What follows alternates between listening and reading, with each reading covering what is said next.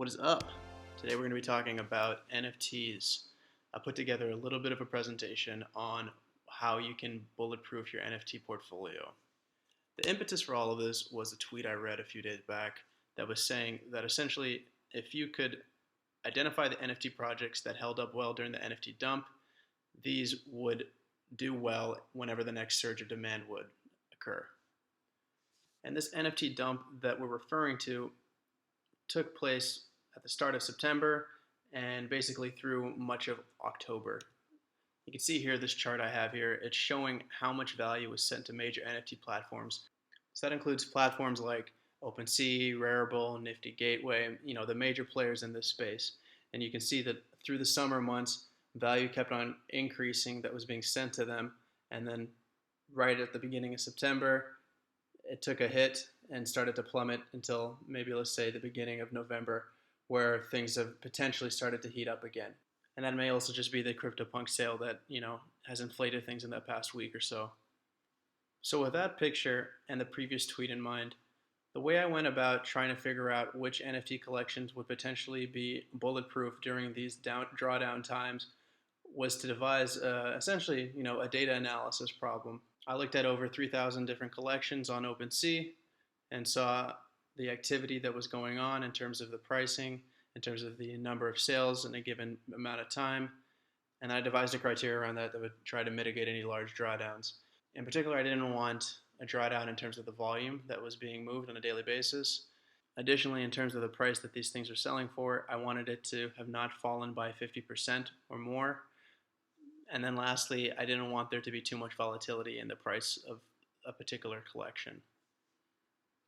And so with that criteria in mind, on the one hand, I was looking at NFTs that were worth more than 1 ETH. You could think of those maybe as the more expensive of the crop. And those familiar with the space will see that there's a number of familiar logos here. You have the Bored Ape Yacht Club, Bored Ape Kennel Club, Creature World, Doge Pound, so on and so forth. So it doesn't surprise me, or it shouldn't surprise you either, I think, to see these here. They have done well, one, and then also they have had very stable runs throughout. What I put together was just imagine if you had an equally weighted portfolio in terms of the amount that you had invested in each of these different NFTs. How would that have performed over the early September timeframe to the mid-October timeframe when the rest of the NFT space was, kind of suffering a huge drawdown? There's two things to note here. There's a lot of hindsight bias here. And to even invest into this, you would have had to put a lot of money down. So with that, I then tried to look at NFTs that were worth less than 1 ETH. And with the same criteria, I came to a few different collections that, again, are probably familiar to many of you. BYOPills, DeadFellaz.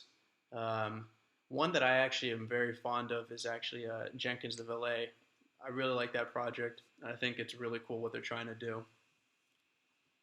And so then I did the same process of saying, equal weighted portfolio if you had invested in all of these different collections. Same time frame, how would that portfolio have done? And it's a little bit ridiculous. Again, hindsight bias, you would have had like an incredible last month and a half. And the amount that you would have had to put down is actually significantly less. I think this is just a cool exercise.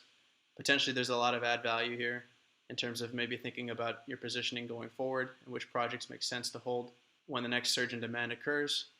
I'm going to continue to scour the NFT space to see if there's collections that are worth adding to the bunch and potentially looking at.